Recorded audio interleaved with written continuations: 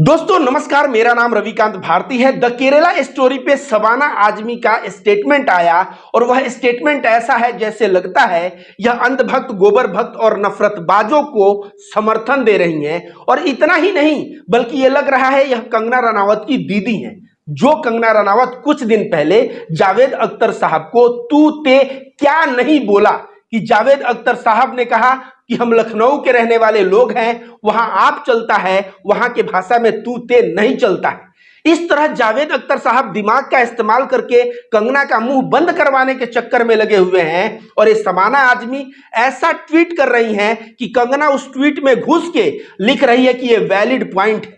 मतलब अब कंगना अंधभक्त, गोबर भक्तों की जो बुद्धि से बैल लोग हैं वो तय करेंगे कि कौन सा वैलिड पॉइंट है और कौन सा वैलिड पॉइंट नहीं है। लेकिन इसमें गलती मैं कंगना का कम और शबाना आजमी को ज्यादा दूंगा, क्योंकि शबाना आजमी क्या उनके अंदर सोचने की क्षमता नहीं है? उनको सोचना चाहिए कि वह ट्विटर पे क्या लिख रही हैं। उन्होंने ट्विटर पे क्या लिखा है दोस्तों, ध्यान से सुनिए। उन्होंने लिखा है कि द केरला स्टोरी का विरोध हो रहा है जैसे लाल सिंह चड्ढा का विरोध हो रहा था, लेकिन लाल सिंह चड्ढा को कहीं बैन नहीं किया गया, द केरला स्टोरी को बैन किया जा रहा है। तो यह बैन करना गलत है क्योंकि सेंसर बोर्ड से यह फिल्म पास है। तो शबाना आजमी का यह स्टेटमेंट है। तो मैं शबाना आजमी से पहला प्रश्न करता हूं कि लाल सिंह चड्ढा और द केरला स्टोरी का क्या तुलना हो सकता है? विरोध मानता हूं लाल सिंह चड्ढा का हुआ था, पठान का हुआ था, लेकिन हम लोग सामने क्यों आए? क्योंकि पठान जो है एक देशभक्ति फिल्म था, लाल सिंह चड्ढा स्पोर्ट स्पिरिट का फिल्म है।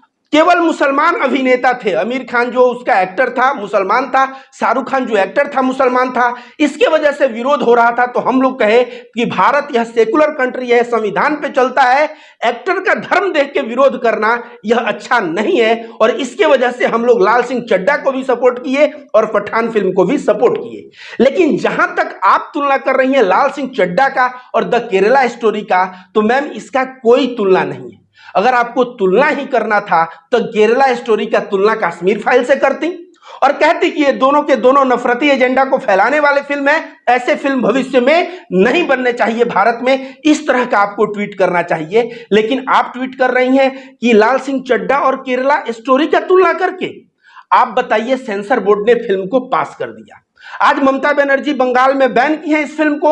आपके अनुसार तो वह गलत है, वह संविधान के ऊपर कार्य कर रही हैं, क्योंकि सेंसर बोर्ड इस फिल्म को पास किया तो इसको बैन करना संविधान के खिलाफ जाना हो गया। तो ये बताइए मैडम, सेंसर बोर्ड किसके हाथ में है? जाइए ना थोड़ा अखिलेश यादव और लालू प्रसाद यादव, इन लोगों से पूछिए, ममता बनर्जी से पूछिए कि विपक्ष का नेता छोटा सा गलती करे या गलती न भी करे, उस पर जो है ईडी और सीबीआई का रेड पड़ जाता है। अरविंद केजरीवाल से पूछिए, रेड पड़ जाता है। और ये लोग सभी नेता एक ही स्वर में कहते हैं कि ईडी और सीबीआई का मिसयूज हो रहा है। यह किसके हाथ में है कि मिसयूज हो रहा है? उसी तरह से सेंसर बोर्ड किसके हाथ में कार्य कर रहा है?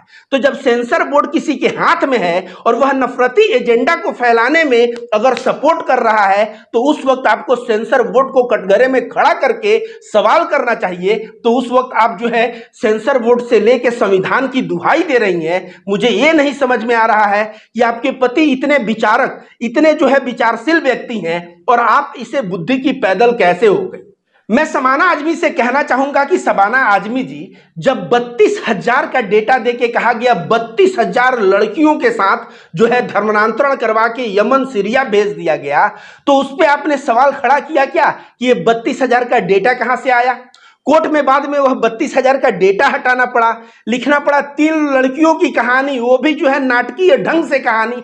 तो इस पे तो आपको विरोध करना चाहिए था कि केरला स्टोरी बनाने वाले प्रोड्यूसर और फिल्म के डायरेक्टर यह जो है फिल्म को प्रचार करने के लिए गलत चीजों का प्रयोग कर रहे हैं। उस वक्त आपने ऐसा किया क्या? 32,000 हिंदू लड़कियों को धर्मांतरण कर दिया गया इस्लाम में, तो कहीं ना कहीं इस्लाम के प्रति लोगों के दिल में नफरत आएगा। आपने इस बात को सोचा क्या? आपने कभी नहीं सोचा। अगर आप सोचती तो इस तरह की बात नहीं करती। शबाना आजमी जी, थोड़ा हिम्मत करिए। हिम्मत करके ना, जो बीबीसी डॉक्यूमेंट्री बना उसके ऊपर जो बैन लगा उस पर भी तो आप सवाल खड़ा कर सकती थी। किया क्या? इन्होंने नहीं किया।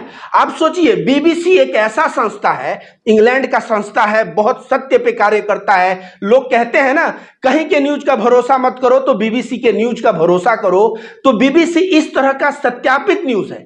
द कश्मीर फाइल बना, अग्निहोत्री ने बनाया। द केरला स्टोरी बना, क्या इन लोगों का कोई क्रेडिबिलिटी है? इन लोगों की कोई विश्वसनीयता है?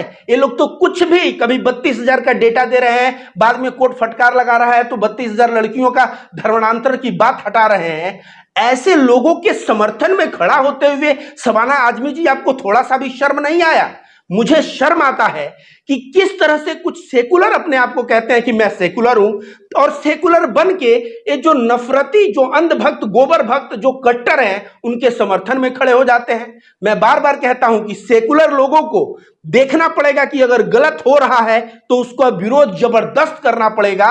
अगर इस तरह से अपना पलड़ा बदलते रहे ना, तो फिर अंत में प्राप्त कुछ नहीं होने वाला है। और ममता बनर्जी तो बंगाल में डंके की चोट पे इस फिल्म को बैन किया, और यह कहते हुए कि यह फिल्म चलेगा तो बंगाल में शांति भंग हो सकता है, वहां अमन चैन खतरे में पड़ सकता है, नफरत फैल सकता है। तो कहीं ना कहीं जो हिंदू मुस्लिम का नफरत फैलेगा, उसका कहीं ना कहीं वायलेंस हो सकता है। उस वायलेंस ना हो, इसके लिए ममता बनर्जी ने इस फिल्म को बैन कर दिया। तो आपके नजर में तो ममता बनर्जी असंवैधानिक कार्य कर दी। शबाना आजमी जी, जरा सा आप दिमाग लगाइए कि कोई मुसलमान एक गाय खरीद के जा रहा है और उसको 10 लोग घेर लिए और घेर के हिंसा करने लगे। जब यह केरला स्टोरी का फिल्म याद आएगा तो क्या बोलेंगे? हमारे बेटियों के साथ ये लोग धर्मांतरण करते हैं, इसको और दो। तो इससे समाज में हिंसा बढ़ेगा कि नहीं? आप ही बताइए ना। एक मुसलमान धर्म में तो लिखा है कि चलो अगर रास्ते पे एक ईंट पड़ा हो तो ठोकर ना लगे, उस ईंट को उठा के फेंक दो साइड में। अगर कोई मुसलमान ईंट को उठा के साइड में फेंक देता है तो क्या केवल उससे मुसलमान का ही पैर बचता है कि उस रास्ते से हिंदू जाते हैं उनका भी पैर बचता है?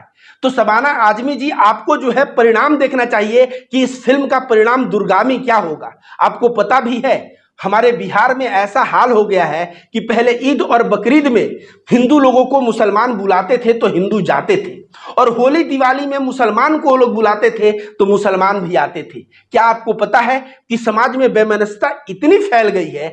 द कश्मीर फाइल आया, द केरला स्टोरी आया, और ऐसे कई घटनाओं की वजह से इतनी बेमनस्ता फैल गई है कि आज कोई हिंदू ईद बकरीद के दिन मुसलमान के यहां जाना नहीं चाहता।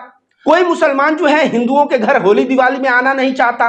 यह जो समाज बट रहा है, इसको देख के आपको अच्छा लग रहा है क्या? जब अच्छा नहीं लग रहा है तो इस तरह से ट्वीट करने के पहले आपको 10 बार सोचना चाहिए। और आपका स्टेटमेंट जो कहीं ना कहीं ममता बनर्जी का विरोध करता हुआ नजर आ रहा है, क्या आपको पता है ममता बनर्जी ने कहा है द बंगाल फाइल्स भी ये लोग फिल्म बनाएंगे?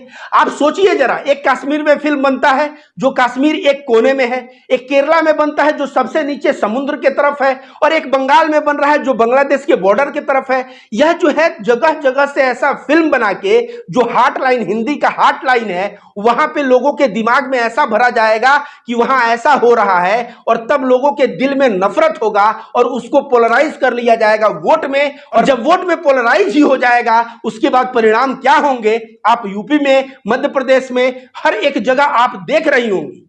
आप लोगों से मैं सही में परेशान हूं, शबाना आजमी जैसे सेकुलर लोगों से। आप अपना स्टैंड क्लियर करिए, और आपका स्टैंड ऐसा होना चाहिए जिस स्टैंड से समाज में प्रेम बढ़े, सद्भाव बढ़े। ऐसा स्टैंड नहीं होना चाहिए कि जिस स्टैंड से अंधभक्त नफरतबाजों का समर्थन हो और समाज में बेमनस्ता फैले। क्या आप समाज को बढ़ते हुए देखना चाहती हैं? जावेद अख्तर साहब क्या कहते हैं कि हमारे समय हिंदू मुस्लिम एकता ऐसा था वैसा था, ऐसी ऐसी उदाहरण देते हैं कि लगता है कि हाँ, तब का भारत कितना अच्छा रहा होगा जब जावेद अख्तर साहब जवान रहे होंगे। आज जो है इतना जो है नफरत फैल गया, ये गलत है। तो आपका स्टेटमेंट अपने पति से नहीं मैच कर रहा है। कृपया मैं शबाना आजमी जी आपसे हाथ जोड़ता हूं कि आइंदा कोई भी ट्वीट करने के पहले 10 बार सोच लीजिए कि उसका दुर्गामी परिणाम क्या होगा, और तब ट्वीट करिए।